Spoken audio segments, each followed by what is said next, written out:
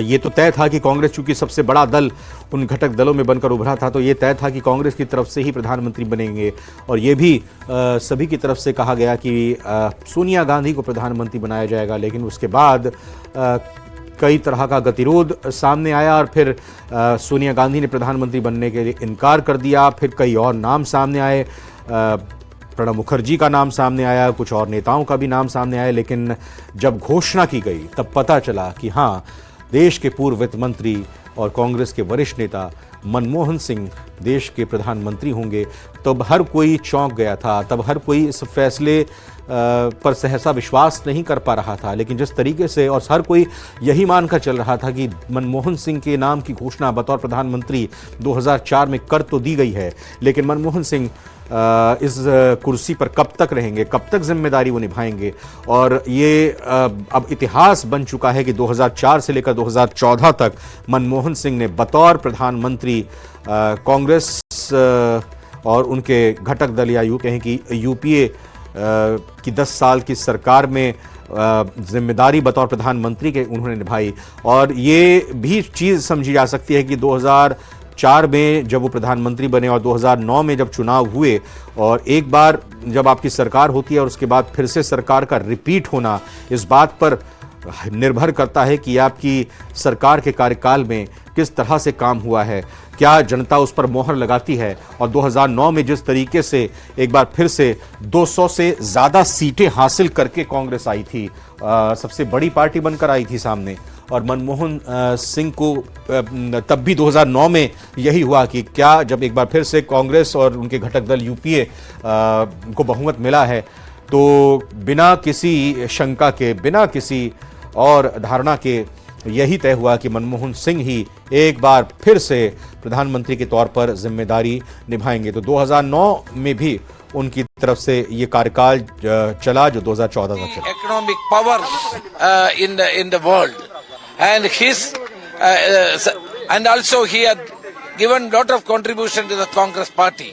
Under his able leadership, the party has flourished.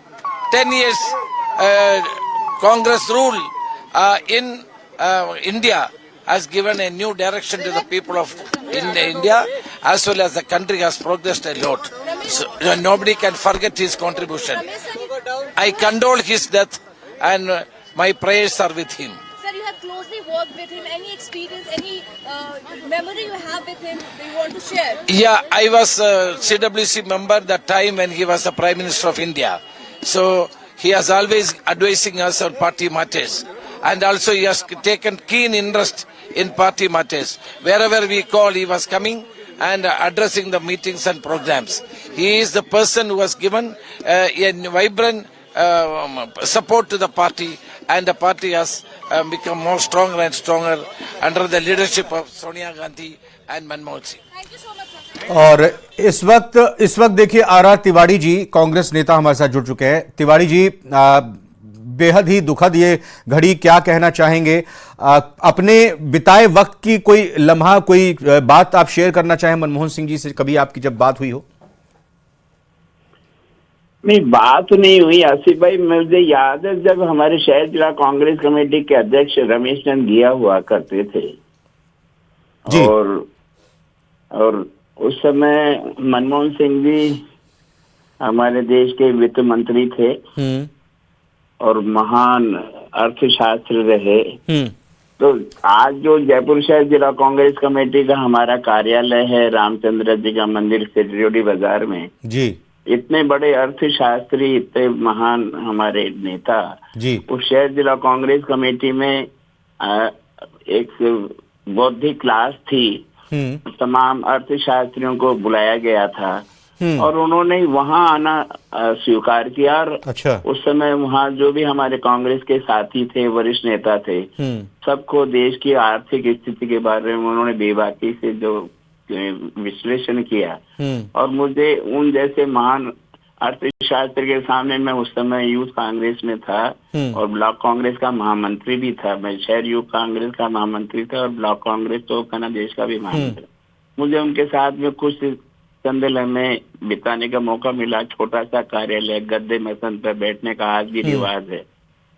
तो आज वो देश के हमारे प्रधानमंत्री बने उस दौर में जब अमेरिका के फेडरल बैंक जैसे बड़े बैंक डूब गए थे, दुनिया में मंदी का दौर था, उसके बावजूद भी भारत की अर्थव्यवस्था को उन्होंने गिरने नहीं दिया और भारत की अर्थव्यवस्था को संभाल के रखा। कठिन परिस्थिति में देश को संभाला और कांग्रेस की सेवा करी, देश के करोड़ों गरीबों की सेवा करी। आज स्तब्ध हम सब शहर कांग्रेस के साथी, हम उनको दिल से याद करते हैं और भगवान से प्रार्थना करते हैं कि उनको स्वर्ग में स्थान दे। हम बहुत दुखी हैं और लगता है कि ये खबर सच भी है या नहीं है। हम सब बहुत, पूरा देश आज उनको याद करेगा और उनके बताए हुए ये खुली अर्थशास्त्र का जो एक दौर चला, उदारवादी अर्थनीति का, मनमोहन सिंह जी का बहुत बड़ा योगदान है। आज की सरकार उनके योगदान को माने नहीं माने, लेकिन दुनिया मानती है और दुनिया उनको मानती रहेगी। देश के लिए, कांग्रेस के लिए तिवारी जी कितनी बड़ी क्षति मनमोहन सिंह जी का ना होना, ना रहना। कमी ही नहीं हो सकती। देश के प्रथम सरदार प्रधानमंत्री, आप कल्पना करो, आज हमारे पार्टी के शीर्ष नेतृत्व को कोई कुछ भी कहे, लेकिन कांग्रेस ने कभी किसी धर्म के साथ में ऊंच नीच नहीं किया। हमने मुस्लिम राष्ट्रपति का भी हमने कांग्रेस ने दिया, देश का पहला प्रधानमंत्री जो सरदार हो वो भी कांग्रेस ने दिया और उनकी योग्यता के आधार पे दिया। हम सब उनके योगदान को भुला नहीं पाएंगे और उनकी ये क्षति को हम बिल्कुल पूरा तिवारी नहीं जी, कर आपने इस वक्त अपनी भावनाओं को शेयर किया, बहुत बहुत धन्यवाद आपका। और स्वर्णिम चतुर्वेदी महासचिव हैं, पीसीसी के प्रवक्ता भी हैं। स्वर्णिम जी, बेहद दुखद खबर, विश्वास करना मुश्किल, जैसा तिवारी जी भी विश्वास ही नहीं कर पा रहे हैं कि सच है या हकीकत है या झूठ है। देखिए, बिल्कुल सही बात है। एक लंबे समय तक हमारे देश को नेतृत्व दिया मनमोहन सिंह जी ने।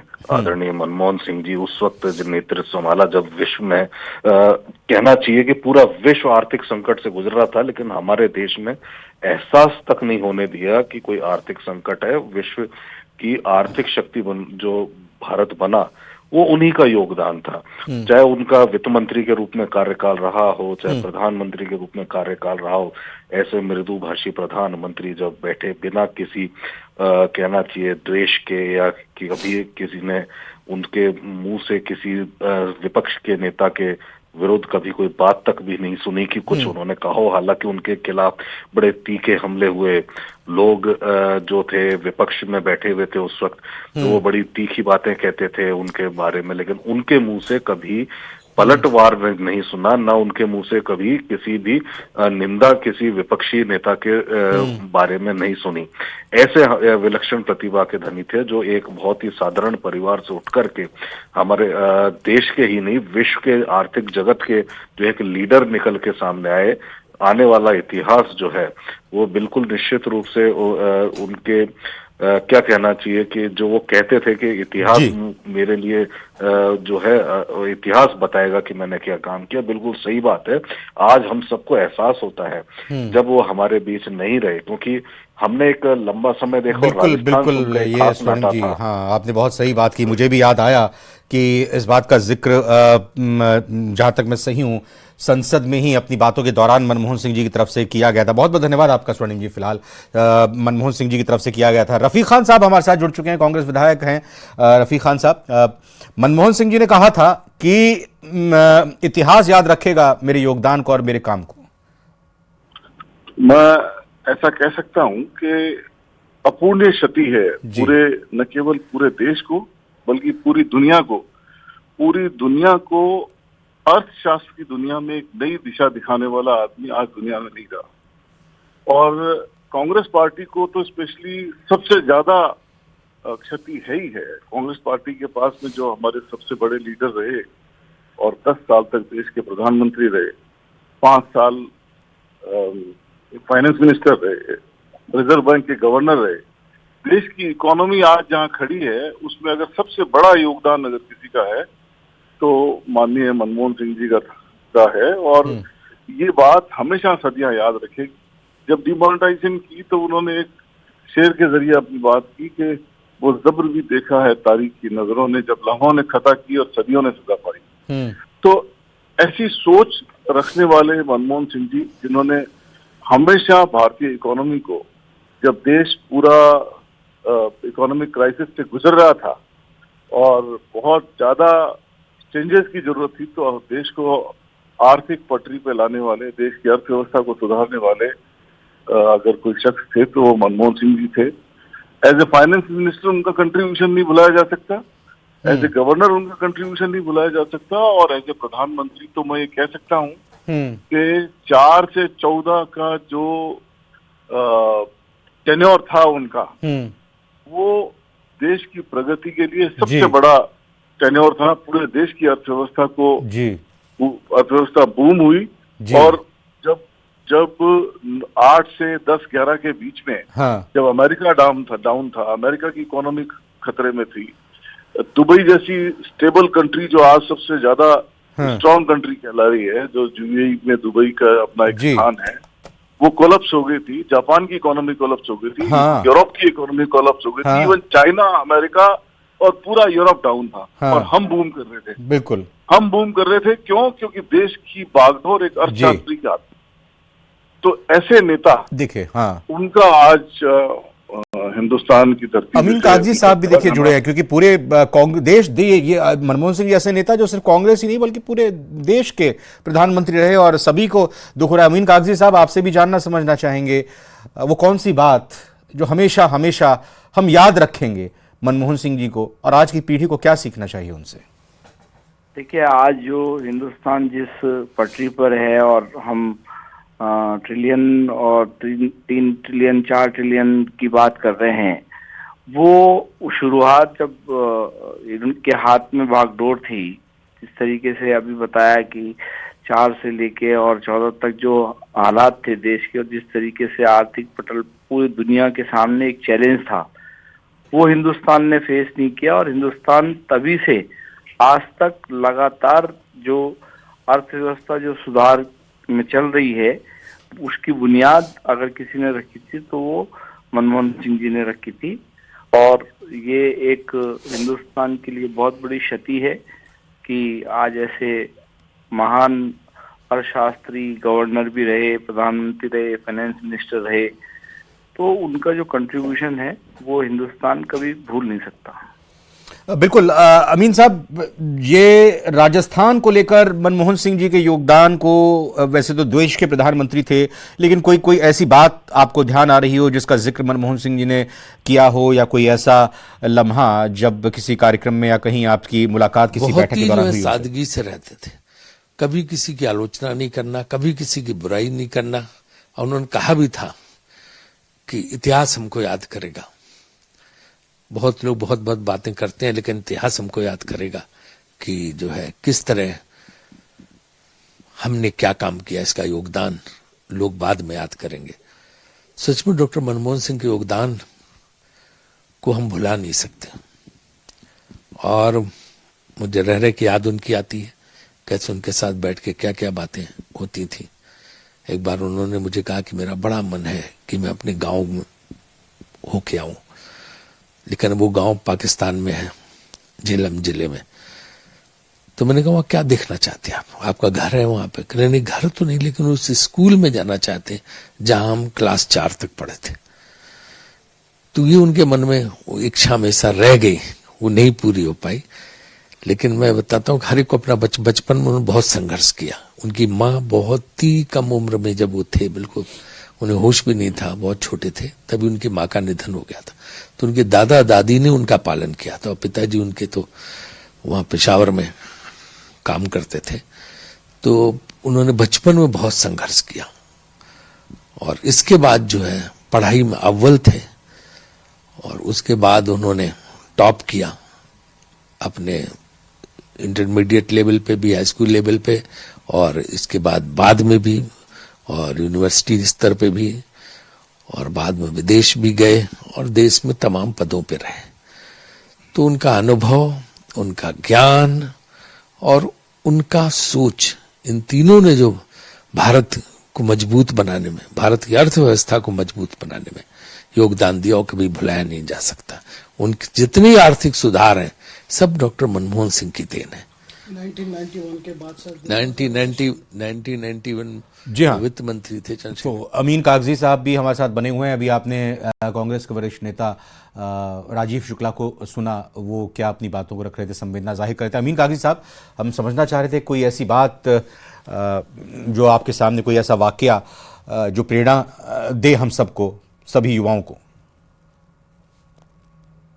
हिंदुस्तान के युवाओं को आज ये देखने को मिला कि हिंदुस्तान के जो युवा हैं, इनकी पूरे विश्व में जो पहचान बनी है, जिसमें बहुत से युवा ऐसे उनके टाइम के जब वो एज ए गवर्नर थे, रिजर्व बैंक के गवर्नर रहे, प्रधानमंत्री रहे, फाइनेंस मिनिस्टर रहे, तो युवाओं को उन्होंने हमेशा से आगे रखने की बात करी। और आज कई ऐसी नामचीन हस्तियां हैं जो पूरे विश्व में उनके टाइम पे जब फाइनेंस मिनिस्ट्री से जुड़े हुए लोग थे, उन्होंने बहुत उनको आगे किया है युवाओं को।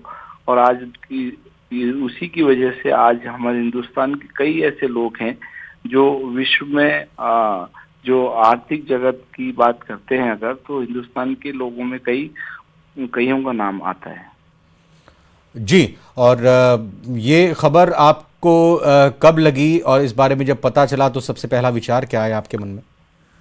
देखिए, अभी थोड़ी देर काफी देर से 1.5-2 घंटे से हम देख रहे थे कि उनको इमरजेंसी में एम्स लेके गए थे और तकरीबन 8:30-9 बजे से ये लगातार उनकी जो स्थिति थी वो टीवी पे सब लोगों को देख रहे थे। तो चिंता तो हो ही रही थी। और अभी थोड़ी देर पहले जब ये पता चला तो बड़ा सुन के बड़ा दुख हुआ हमें। तो मुझे तो खास तौर से उनसे पर्सनली मिलने के लिए 2-3 बार मौका मिला लाइफ में। और जब राज्यसभा के मतदान हुआ, यहाँ जब जयपुर जब वो पधारे तो उनसे व्यक्तिगत मिलने का भी सौभाग्य मुझे प्राप्त हुआ है।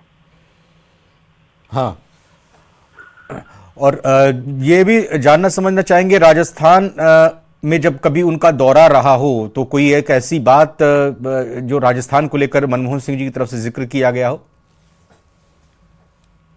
देखिए, बहुत सारी चीजें ऐसी हैं जो मैंने अभी बताया आपको कि राजस्थान तो मतलब मरु प्रदेश के नाम से जाना जाता है, लेकिन हमेशा से मैंने आपसे अभी कहा कि उनका विशेष लगाव राजस्थान से था। और मैंने अभी बताया कि हम तो बहुत सौभाग्यशाली हैं कि राजस्थान से वो राज्यसभा के मेंबर भी रहे। और जब भी कभी उनसे बात होती थी, एक पिछले समय जब 3-4 साल पहले की बात है कि राजस्थान के लिए छोटी छोटी चीजें जो राज्यसभा का कोष जो होता है सांसद निधि का, उन्होंने हमेशा जब किसी ने भी डिमांड की तो राजस्थान के लिए विशेष तौर से उन्होंने कभी भी इसमें देर नहीं करी। और जब भी कोई पैसा विधायक मतलब सांसद कोष से उनसे मांगा तो हमेशा उन्होंने इसके लिए तरजीह दी। और ये एक जो सहन शक्ति, जिस तरह से उन पर हमले होते थे विपक्ष की तरफ से, और बड़ी ही संजीदगी के साथ